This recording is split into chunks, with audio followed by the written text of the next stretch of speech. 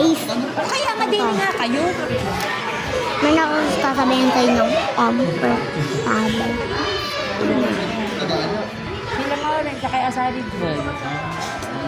Dari dyan. Sila talaga kayo magawa din. So, Yung poryo ka sa buhay na gusto mo. Lalo na kunyari yung, ay dapat na magkamagbusong pero boryo.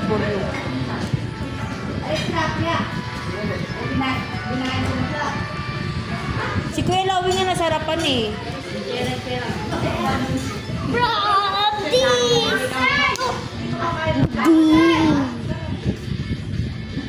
Binabad mo ba na oreng? Binabad mo na suko, kaya nasarap. So, guys, ang gagawin na to for today's video. Natin na magiging Tagalog talaga sa panahon na Anaoreng. Mag. Iyan ay magiging Tagalog sa kalaunan.